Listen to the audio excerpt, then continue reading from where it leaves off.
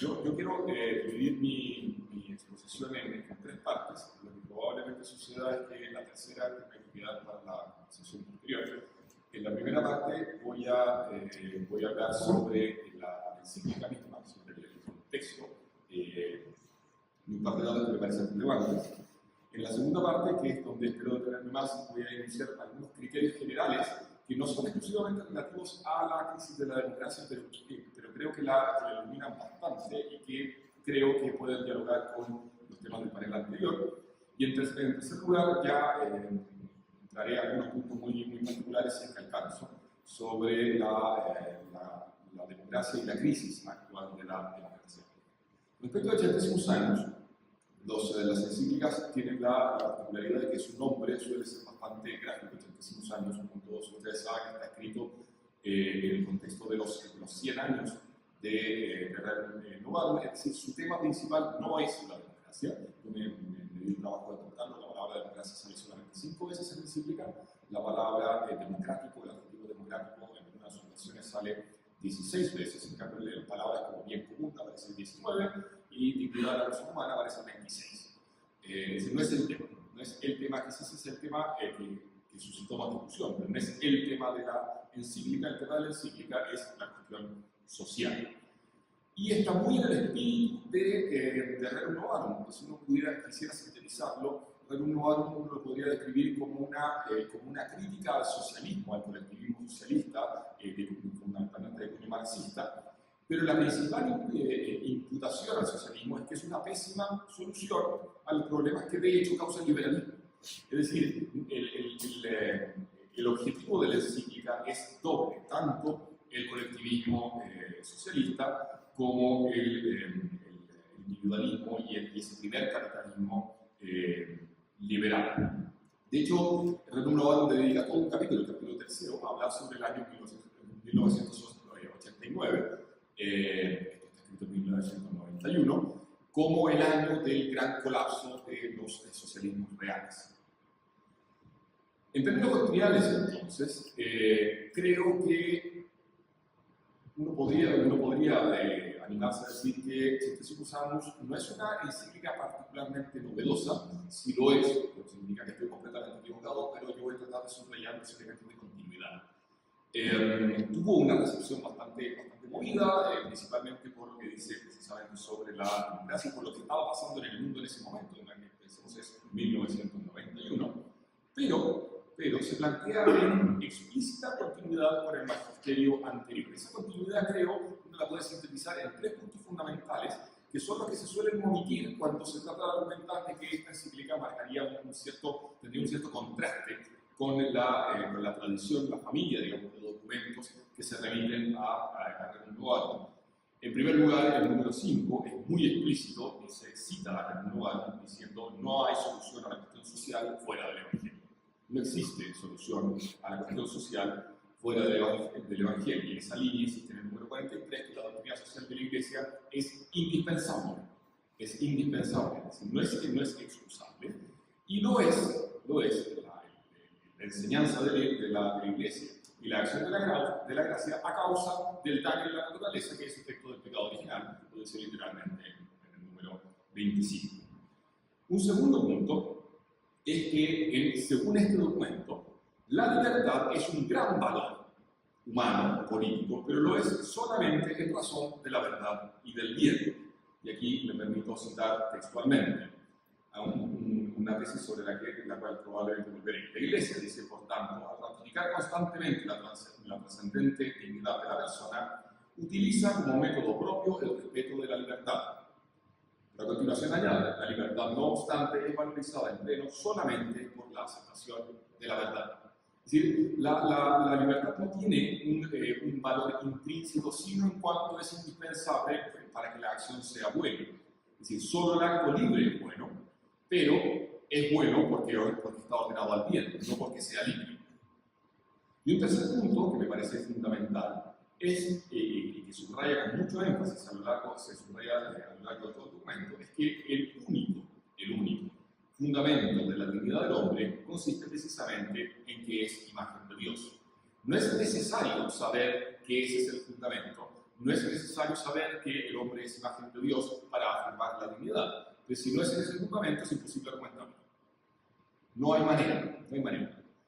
A partir de estas tres tesis, creo, y por esto paso a la segunda parte, es posible enunciar al menos tres criterios generales sobre la democracia, sobre el juicio del católico, sobre la diversidad de los regímenes políticos y sobre la acción política.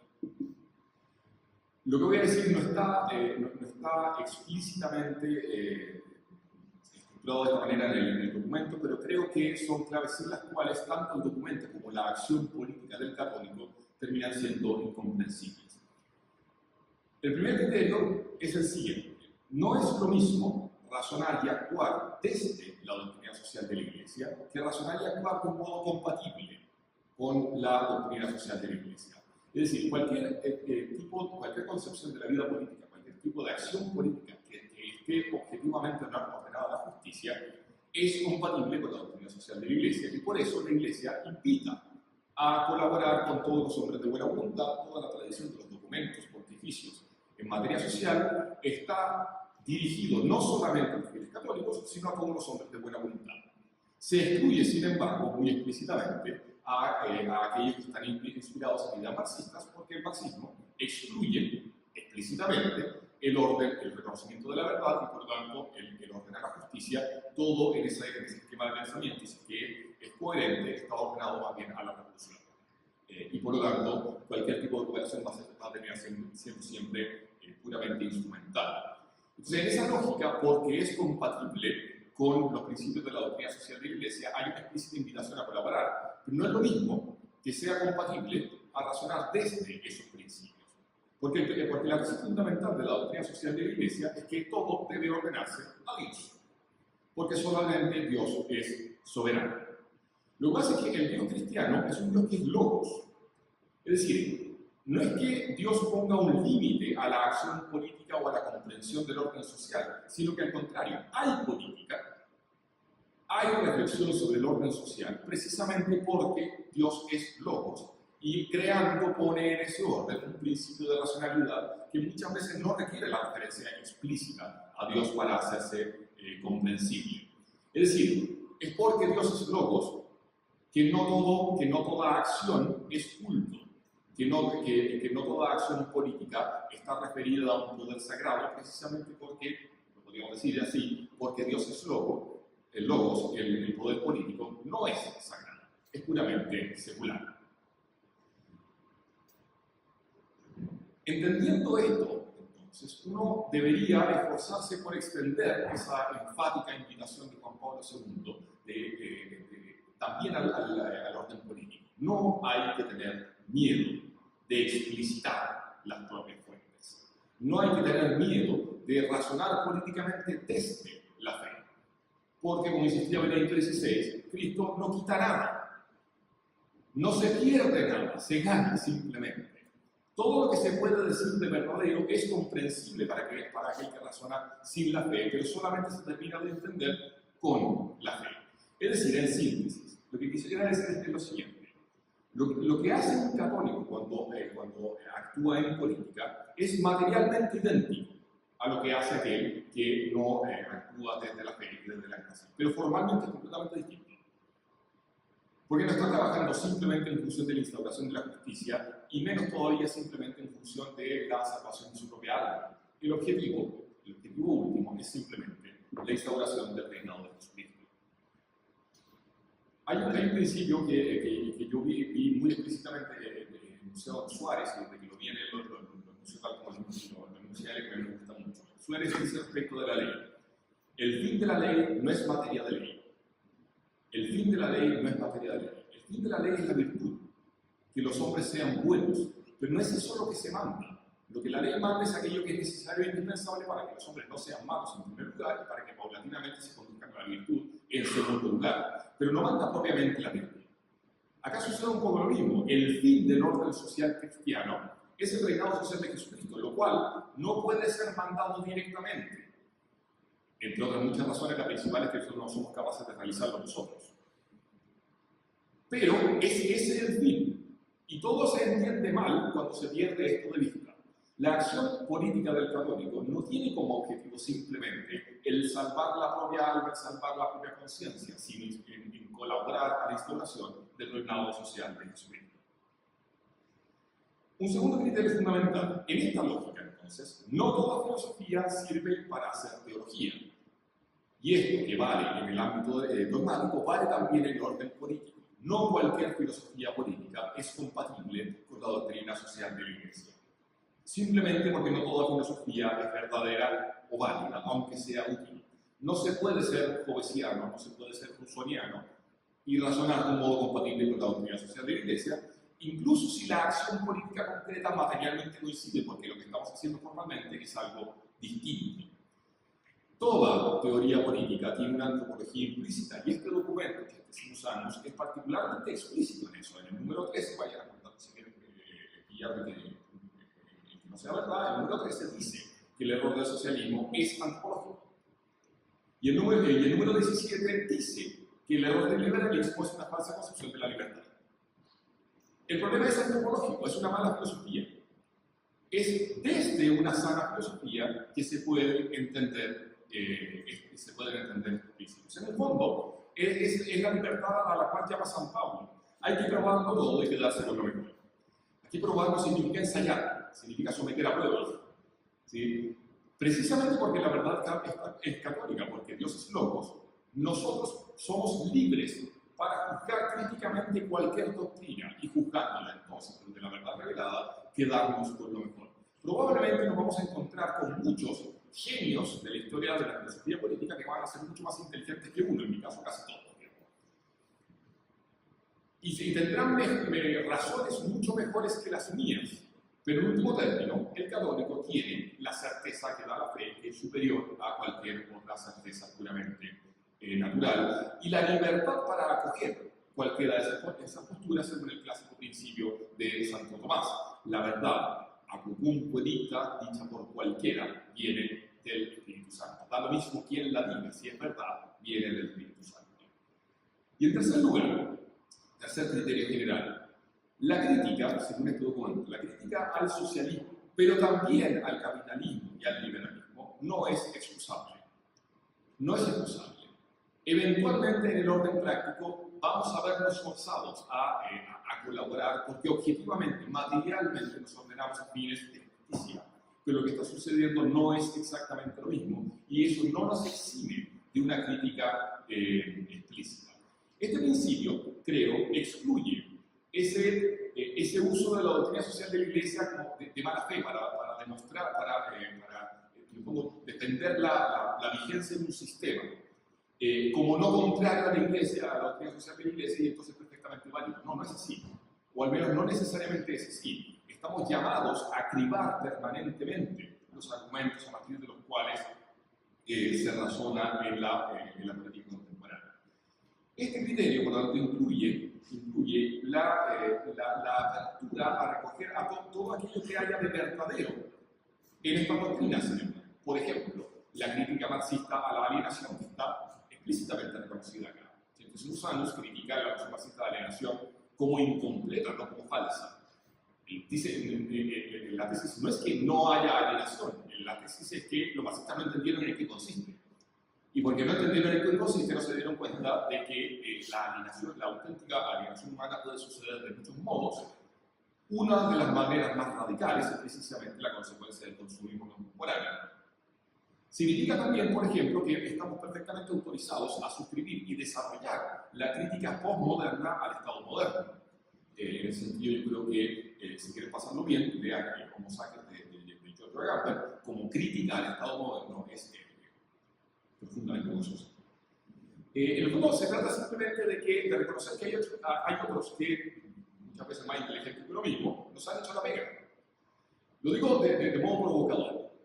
Es bien curioso y preocupante que darnos cuenta de que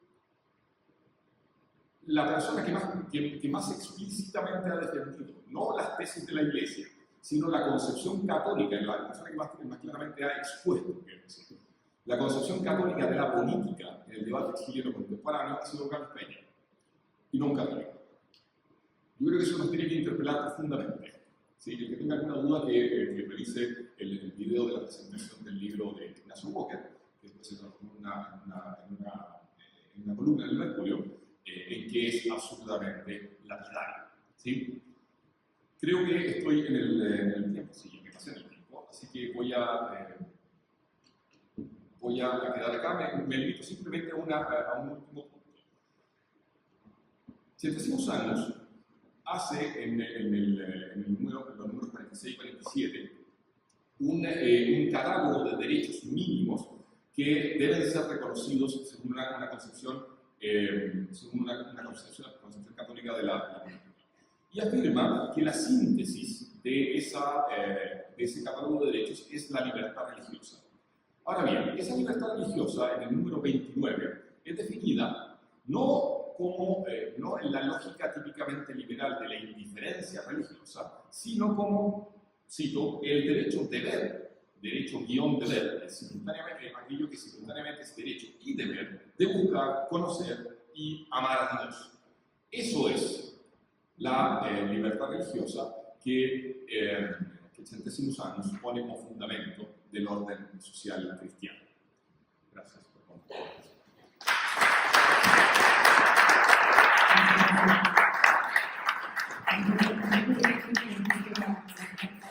Directores, Peña y Carlos Peña defendiendo que los católicos pudiésemos comulgar. Claro, 10 a 15 minutos. Bien, muchas gracias Emilia, muchas gracias a todos por estar acá y especialmente a Mauricio y el resto de quienes han organizado esta actividad, este encuentro.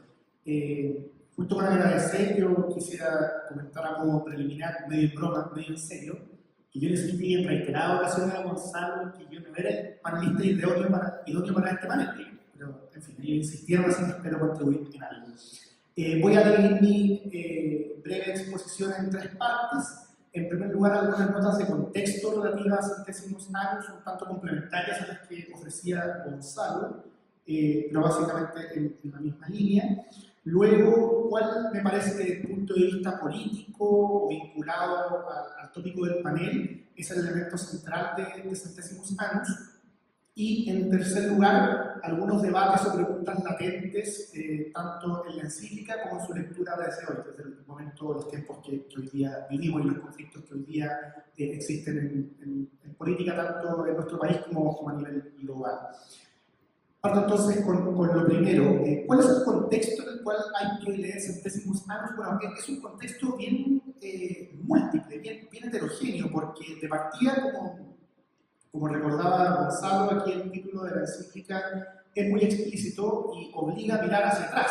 Al leer Centésimos Años, y como lo hace el propio Papa Juan Pablo II en el comienzo de la encíclica, hay que mirar hacia Rerum Novarum. Y eso me parece que implica muchas cosas que simplemente alcanzo a enunciar. Por de pronto, como telón de fondo de más largo aliento, están las implicancias de lo que podríamos llamar el mundo post-revolucionario.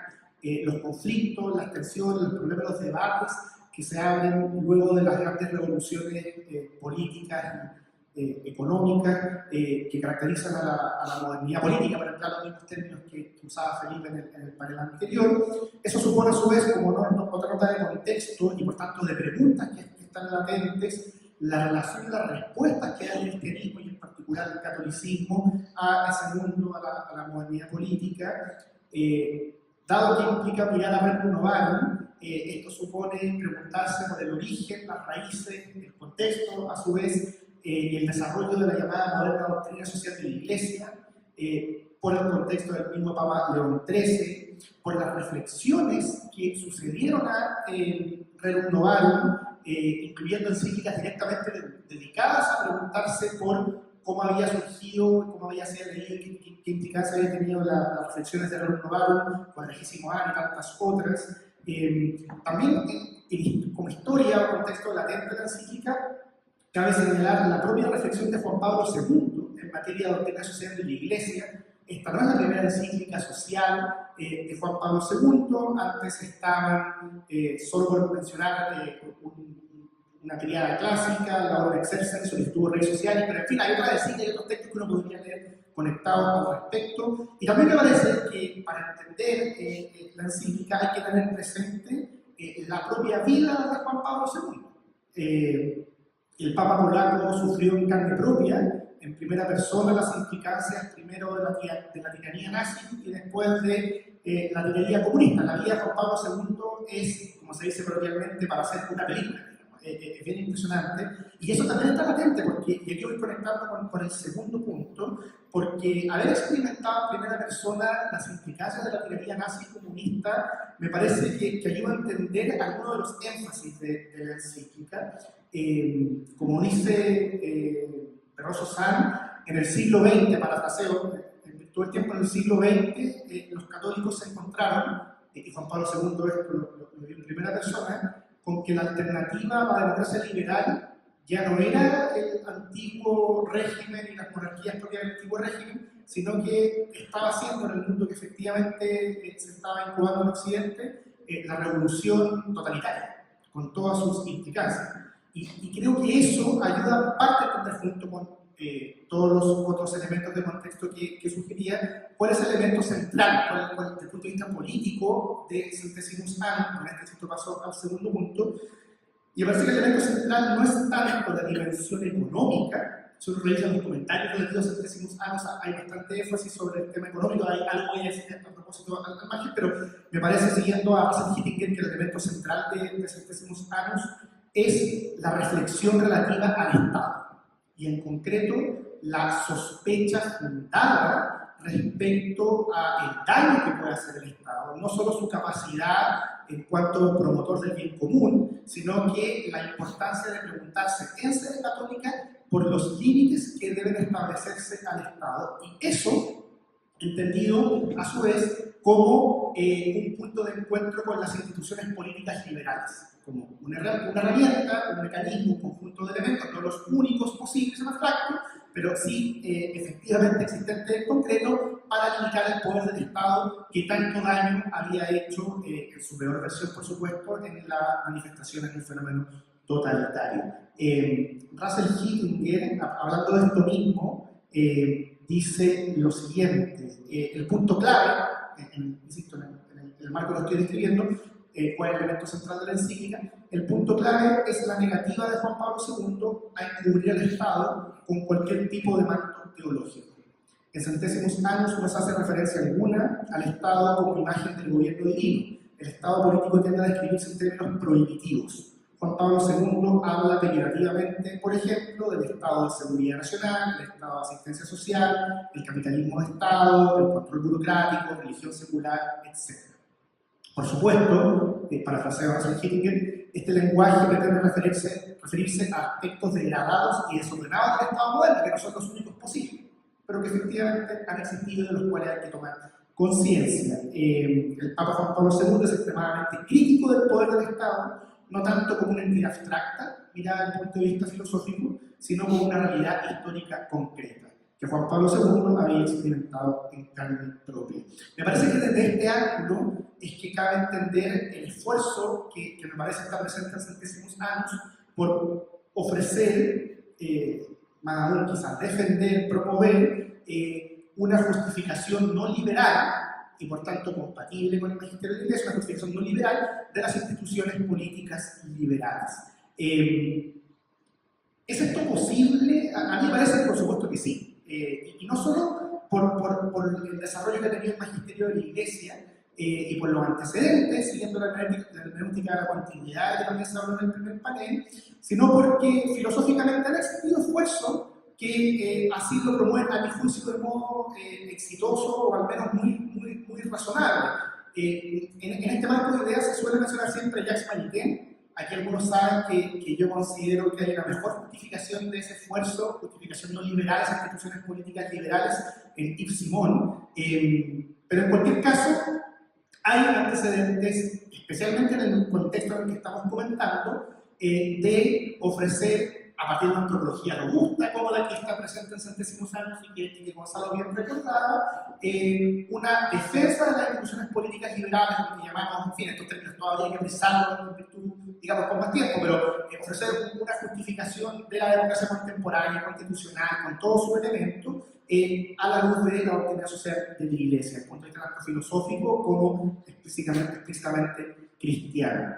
Por lo demás, y siguiendo con ideas de Yves Simon, a mí me parece que cuando se presenta el problema de la relación o compatibilidad entre democracia y cristianismo, se están muchas veces pensando distintos problemas. Se está pensando sobre la relación general entre Estado y religión, se está pensando entre el contenido y los límites de las libertades de creencia y expresión, se está pensando sobre los orígenes y el significado de la autoridad temporal, y frente a esos distintos problemas, es verdad que han existido, y probablemente van a seguir existiendo, autores que ofrecen una fundamentación, una mirada a la democracia a partir de justificaciones que no son compatibles con la ordenación de la Iglesia, pero en paralelo también existen esfuerzos que no caen en esos problemas o no necesariamente caen en esos problemas. Entonces, resumiendo este segundo punto, yo diría que lo que hay es desde el punto de vista de la democracia es un esfuerzo en el que Juan Pablo II está inserto en los dilemas de su tiempo, que es coherente con otros esfuerzos previos y posteriores de pensadores cristianos y católicos, y que ese esfuerzo cabe entenderlo muy bien a la luz de lo que fueron los intentos por preguntarse por un régimen político sano, toda vez que las alternativas que existieron en el siglo XX, especialmente desde el punto de vista de los fenómenos totalitarios, mostraron la relevancia de intentar seguir ese camino. Paso a ¿cuánto me queda? 5 minutos, no, estamos bien, para durar menos. Paso al tercer y último punto, para que luego entremos a la conversación. Sin prejuicio de esto, sin prejuicio de los esfuerzos de Juan Pablo II por ofrecer una mirada de la democracia que es compatible, en las instituciones políticas liberales que es compatible con la doctrina de la Iglesia, o que se piensa en la doctrina de la Iglesia para seguir la institución de Gonzalo, ¿qué debates o preguntas latentes deja la encíclica mirada desde hoy día? Yo mencionaría al menos 3. La primera es la naturaleza de lo que llamamos nosotros régimen democrático.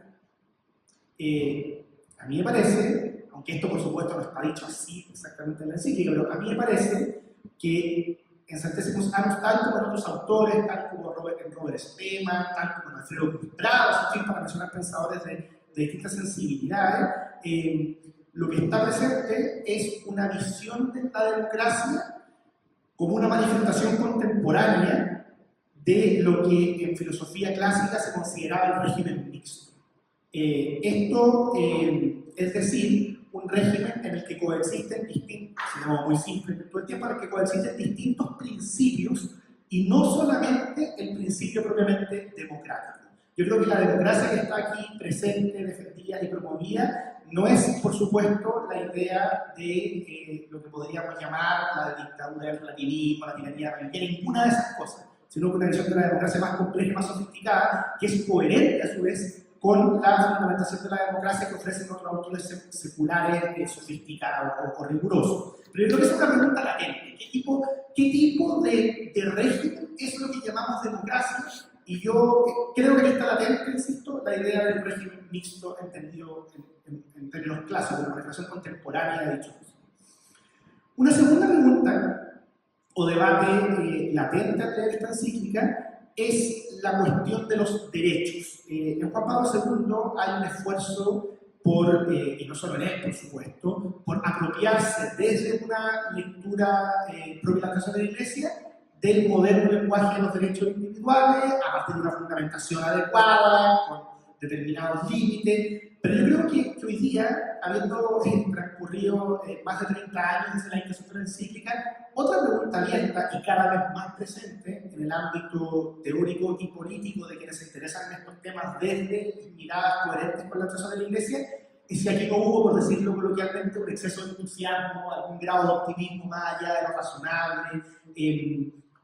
Hoy día es una discusión muy abierta hasta qué punto el lenguaje de los derechos nos ha degradado y nos hace difícil defender las mismas cosas que se quieren defender. Por supuesto que con argumentos que van y vuelven. Estos son temas muy complejos que no admiten respuesta blanco-negro, como decía Felipe, pero creo que es un debate que vale la pena tener presente. Si uno lee textos de Benedicto XVI relativo a la cuestión de los derechos y los contrasta con algunos pasajes de centésimos años, yo me atrevería a decir que hay al menos una tensión. que vale la pena preguntarse cómo profundizar y leer siempre desde la hermenéutica a la continuidad. Y después, la última pregunta o discusión de fondo que creo que surge, mirada desde el día en centésimos años, leyendo a través del día, es quizás la gran pregunta, la pregunta madre que engloba estas anteriores y otras relacionadas, que es cuál es la índole de la modernidad política. En centésimos años, en el punto 4, a mí me parece que Juan Pablo II abraza, en la medida en que cabe abrazar este tipo de cuestiones, ¿cierto? Una mirada ambivalente de la modernidad. Está hablando a propósito de renovar, del conjunto de cambios radicales ocurridos en el campo político, económico y social en ese entonces, ¿cierto? Y cito textual, el resultado de todos esos cambios había sido en el campo político una nueva concepción de la sociedad, del Estado y como consecuencia de la autoridad. Una sociedad tradicional se iba extinguiendo, mientras comenzaba a formarse otra cargada con las esperanzas de nuevas libertades, pero al mismo tiempo con los peligros de nuevas formas de injusticia y esclavitud. Yo creo que esa mirada ambivalente de la modernidad política es, digamos, una moneda con dos caras, no necesariamente en igual proporción, pero con ambos elementos presentes, es algo que encuentran distintos pensadores, incluso en algunos de los más críticos de la modernidad, que por ejemplo en Nazarí McIntyre, recientemente fallecido. McIntyre es un crítico paradigmático de la modernidad, pero uno también encuentra ese tipo de afirmaciones, ¿cierto? Se abren nuevas posibilidades de libertad y al mismo tiempo nuevas formas de opresión. Pero claro, eso por supuesto que dicho así de modo general concita fácil de acuerdo, pero luego el diablo está en los detalles, ¿cierto? Y yo creo que esa es otra pregunta que está como telón de fondo de qué es lo que entendemos por el contenido y las implicancias de centésimos años reflexionadas hoy día en un contexto en el que la crisis de la democracia se ha vuelto cada vez más evidente, es un tema recurrente en todo tipo de ambiente interesado en estas cosas, y donde, por decirlo así, no existe el optimismo noventero en el cual está escrita centésimos años. Yo creo que esa es una pregunta en la cual vale la pena reflexionar. Me quedo ahí en virtud del tiempo. Muchas gracias.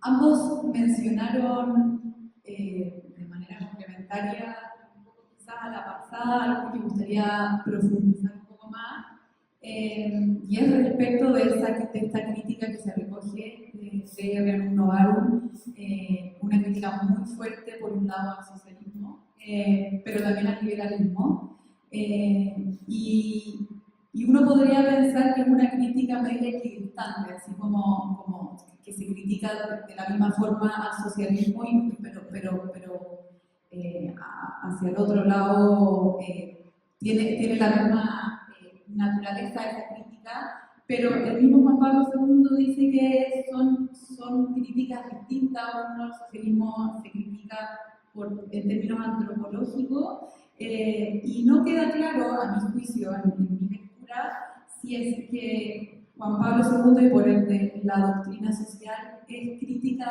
del capitalismo más salvaje, sobre todo se escribe en los 90 y Renovaron se escribe en la mitad de la cuestión social, que evidentemente no son las condiciones que el capitalismo podría estar generando actualmente. Y uno podría quizás postular que es un capitalismo que solamente requiere más exigencias morales y comunitarias, y no hay una crítica antropológica o moral del capitalismo como si lo hay del socialismo. ¿Qué les parece esta lectura, sobre todo considerando las tensiones que tú mismo, Claudio, mencionabas en el último punto? ¿Parto yo? Como quieran. Yo tengo la impresión, pero por supuesto que estas son cosas de las cuales uno sabe mucho menos de lo que quisiera, son cosas que obligan a pensar y a estudiar, pero tengo la impresión que en centésimos años no son críticas equivalentes. Me explico. Me parece que la condena del socialismo y en particular del marxismo es mucho más categórica. Una frase al pasar, punto 26, ¿cierto? Está hablando de estos mismos temas, a propósito de los cuales se marca la pregunta de Emilia, y dice, pero es un ejemplo entre muchos, que el compromiso es imposible entre marxismo y cristianismo, muy categórico. En cambio, punto 42. Volviendo a la pregunta inicial, ¿se puede decir quizás que después del fracaso del comunismo el sistema vencedor sea el capitalismo? Dejo ahí todo el tiempo la pregunta, pero la respuesta obviamente es compleja, dice Juan Pablo II. Si por capitalismo se entiende un sistema económico que reconoce el papel fundamental y positivo de la empresa, del mercado, de la propiedad, etcétera, etcétera, la respuesta ciertamente es positiva. Aunque quizás sería más apropiado hablar de economía de empresa, economía de mercado, simplemente economía libre. Pero si por capitalismo se entiende un sistema en el cual la libertad en el ámbito económico no está encuadrada en un sólido contexto jurídico que la ponga al servicio de la libertad humana integral, cuyo centro es ético y religioso, entonces la respuesta es absolutamente negativa. Yo creo que en esa distinción queda muy claro el modo en que Juan Pablo II se aproxima a la cuestión del capitalismo, distinguiendo, y creo que respecto al marxismo es mucho más categórico. Ahora, por supuesto que esto está abierto a discusión, de hecho, recién citada al cierre de mi intervención a Said McIntyre es crítico al pasar, no lo desarrolla mucho, al menos el texto que tengo en mente, pero cree que al hacer esa afirmación o el modo de aproximación sobre el marxismo, que a Juan Pablo II le falta distinguir cosas. Y cuando yo leí eso de McIntyre pensaba que quizás lo que está equivocado, lo que está pensando McIntyre es justamente que le faltó una distinción análoga a la que realiza respecto del capitalismo, pero creo que en el texto son casos distintos, reconociendo en todo caso que, como decía Gonzalo, la crítica a cierta comprensión de la libertad desanclada de la verdad sí es muy categórica. El punto es que el liberalismo se dice de muchos modos y me parece que no en todos cae esa crítica de la misma manera. Sí, y yo tiendo a estar de acuerdo en todo lo que dijo Claudio en esta pregunta. Yo añadiría, sin embargo, un par de precisiones que quizás iluminan no sé si discrepancia, pero algunos matices respecto a lo que decías antes. Yo creo que es muy importante tener en cuenta que este tipo de documentos son documentos muy meditados, son documentos políticamente muy pensados. Eso se nota muy claramente en que uno ve frases de repente en algunos párrafos que fueron añadidos precisamente pensando en alguna sensibilidad particular que uno dice, mira, era indispensable, pero claramente está pensando en tales personas que necesitan que se diga esto para sentirse respaldadas. Y en ese sentido, creo que tan importante como las afirmaciones categóricas del documento son las ambigüedades. Las ambigüedades de un documento pontificio muchas veces no son ambigüedades conceptuales, son silencios que permiten abiertamente distintas lecturas perfectamente legítimas. Yo creo que un ejemplo muy significativo de esto, que es la razón por la cual yo no sé si estoy tan de acuerdo con lo que decías tú de que uno podría leer esto como una defensa de las instituciones políticas liberales o del Estado moderno, digamos, es que es precisamente la elección de las palabras. Si uno mira, no he hecho el estudio sistemático completo, mucho menos, digamos, pero en general todos los documentos pontificios, cuando en castellano se traduce Estado, no usa la palabra Estado, usa la palabra República. Este es el único documento en el que fui a mirar un par de citas y se habla explícitamente, se usa explícitamente la palabra Estado, pero no en todas partes. No en otras partes. Se usa la palabra Estado cuando se habla del carácter instrumental del Estado, en el número 12. Si usted va al título del capítulo 4, que en castellano se llama Estado de Cultura, dice tímicas y cultura. El punto es bien importante, porque significa que, si alguien quiere hacer un paper sobre esto, que estoy pasando la idea. Es muy importante estudiar a qué se le está refiriendo en cada caso Juan Pablo II. Y esto también es importante respecto de la democracia. Yo creo que uno puede leer este documento como una cierta defensa de las instituciones políticas liberales, pero no es lo que dice el texto. De hecho, el tema de la democracia aparece bastante ahí al final, fundamentalmente en los números 44 al 46, más o menos. En el número 44, antes de describir en qué sentido esa democracia puede ser un valor, advierte sobre los riesgos de una democracia que puede ser totalitaria. En el contexto de un documento que está hablando principalmente de la superación del totalitarismo marxista anteayer. Es decir, no nos confiemos, superamos el totalitarismo marxista, pero hay un riesgo esa democracia desanclada de la verdad puede terminar en otra forma de totalitarismo. Y hecha esa decisión, solamente en ese contexto, entonces, se hace una suerte de discreto elogio, digamos, del sistema democrático, fundamentalmente por un título, entendido de una manera bastante restrictiva, como un sistema que permite la elección de las autoridades. ¿Sí? Si queremos incluir dentro del concepto de democracia la defensa de los derechos individuales y el uso de los derechos que bien describía Claudio, bueno, efectivamente podríamos, pero me da la impresión de que no es indispensable, no es necesaria esa vinculación considerando la letra del texto. Este es un texto en el que cabe, como buen texto de la Iglesia, la idea es que quepan todo lo que se pueda. Aquí esto es una invitación a no sentirse excluido, y por eso es tan importante cuando un texto de estas características es enfático.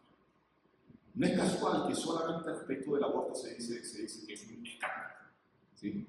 Y solamente respecto del marxismo la incompatibilidad es completamente taxativa. Todo lo demás está extremadamente matizado. Lo mismo sucede con el capitalismo. La posibilidad de compatibilidad está muy modulada a la inclusividad del término. Con el marxismo no. Y con el marxismo. Pero déjame agregar algo, yo estoy de acuerdo con lo que dice Gonzalo.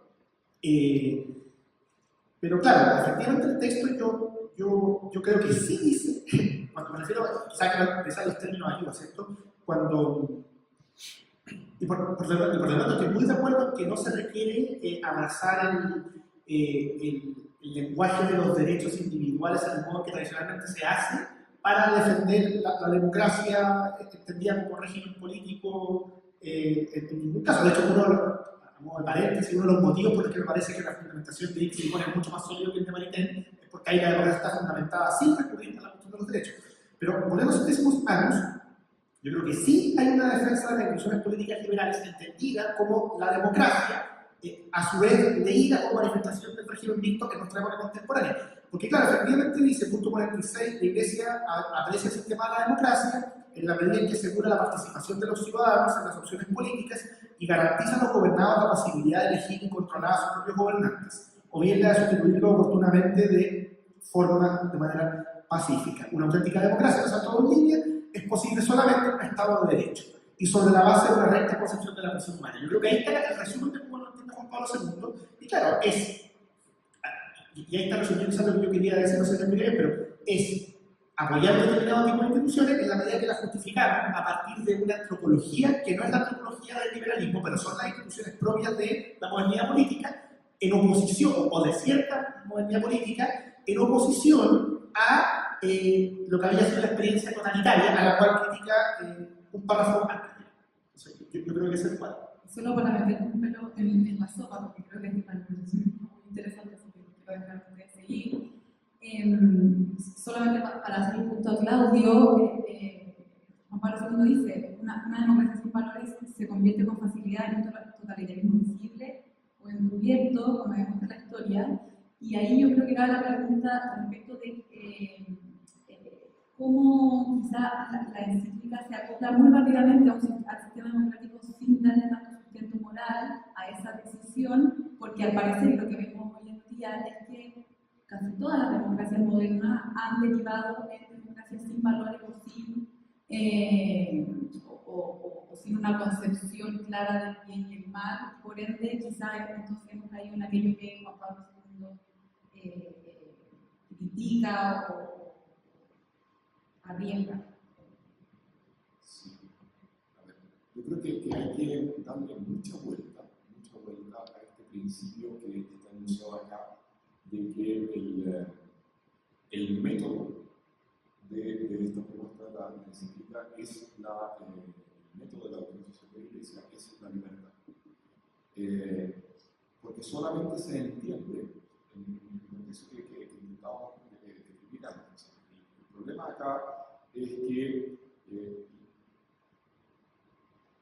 el acto bueno solamente puede ser bueno si es que es libre, y el asentimiento a la verdad solamente es verdadero asentimiento si es que es libre, lo cual significa que los grandes consensos en esos bienes fundamentales y en esas concepciones antropológicas que hacen viable un régimen político en el cual ciudadanos, si alguien quiere llamarle democracia a eso, llamémosle así, la verdad es que puede recibir muchos nombres, esa es la conclusión, pero si todo esto es verdad, significa que esos consensos tienen que construirse más bien de abajo. Lo que se está criticando acá es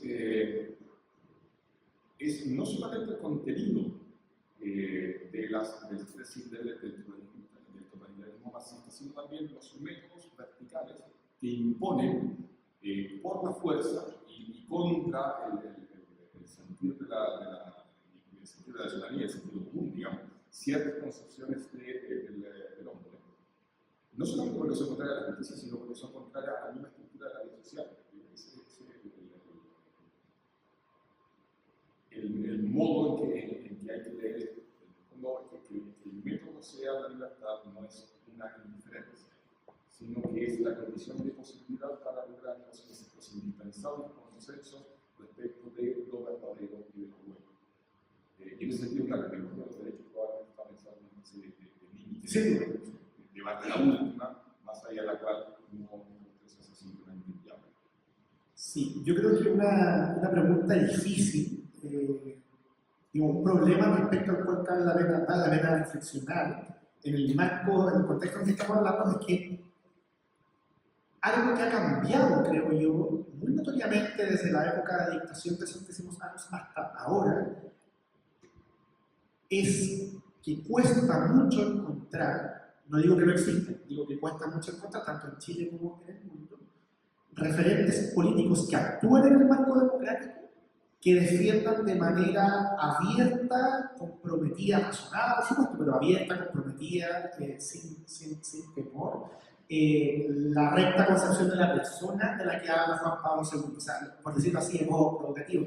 Para aquellos que vemos que aquí hay una defensa razonada, valiosa de las instituciones políticas liberales, yo creo que hay un problema, no de esas instituciones mismas necesariamente, pero sí del hecho sociológico, político real, de que del 90 a la fecha han ido desapareciendo o disminuyendo al menos, y pienso así de tanto en referentes a nivel de partidos políticos como de líderes políticos relevantes a nivel global, que uno diga, bueno, es verdad que no hay una solución cristiana, católica para este tal o cual problema, hay muchas alternativas posibles, y dentro de esas muchas alternativas tenemos que A, B, C y D se caracterizan por diferir en muchos medios, muchos instrumentos, pero a nivel antropológico, esa recta concepción de la persona, están de acuerdo, la verdad es que hoy día cuesta mucho encontrar. O sea, yo creo que ese es un problema que no es, por supuesto, puede ser un mal de la época, no es un problema de la democracia en sí misma, pero creo que un dato que hay que incorporar a la reflexión en esta sede, o desde este punto de vista. ¿Cuántos de los líderes políticos más importantes a nivel global, o en Chile, uno diría, abrazan la recta concepción de la persona, aunque discrepen respecto de muchas cuestiones económicas, muchas bajadas? Yo creo que esa es una carencia real. Cuando Juan Pablo II escribía esos décimos años, eso no ocurría. Eso no ocurría. De hecho, yo creo que algo, insisto, puede ser un mal de época, pero algo propio de ese momento es que había muchas diferencias sobre cuestiones accidentales, pero uno podía encontrar, tanto en Chile como a nivel global, distintos referentes que a nivel antropológico, en las mismas cuestiones que hoy día encontramos trascendentales, sí estaban de acuerdo. ¿Cuánto afecta eso, lo que podríamos llamar el proyecto de compatibilidad entre cristianismo y democracia? No lo sé. Yo quiero pensar que, insisto, cabe leerlo como un mal de época. Una vez le leí a Joaquín García Huidobro esa expresión, ¿cierto? No culpemos a la democracia, a cuestiones que la exceden, pero creo que hay que incorporarlo a la reflexión, dado el estado actual de las cosas, en el cual, por mencionar solo un ejemplo, pero hay otro, pucha que cuesta encontrar un político que esté contrario al aborto. Por eso un ejemplo. Pero la democracia cristiana ahora le pidió al Partido Comunista que se pusiera a la aborto. Me indican por interno que tenemos que ir terminando el bloque, pero no sé si Gonzalo quiere decir algo más. Yo si no... Me invito simplemente a una cosa. Yo creo que es oportuno en la misma lógica que decía Claudio al final, insistir en el no tengáis miedo de Juan Pablo II. Hay ciertas cosas respecto a las cuales tenemos que empezar a levantar la voz. Y uno puede tener la certeza de que van a llover los palos. Pero claro, es completamente distinto la prudencia que uno tiene que tener en principios se entienden, se pueden entender de distintas maneras. Y en un mundo que es sustancialmente pagano, en que hay que hacer simplemente un testimonio bastante más implícito de lo que muchas veces estamos haciendo. Podría ser en una línea no contraria, pero en un complemento de lo que yo decía recién, todo eso, estando muy de acuerdo. También creo, al mismo tiempo, de manera paralela, que experiencias políticas recientes también vale la pena tener presente como una invitación al mismo tiempo que hay que hacer ese ejercicio, con el que estoy de acuerdo, valorar esas instituciones políticas liberales o la democracia entendida como manifestación del régimen mixto en la época contemporánea, en fin, porque cuando hemos estado a punto de perderla también vimos que había un riesgo grande. Pienso en el 4 de septiembre de 2022. Muchísimas gracias a ambos, un aplauso.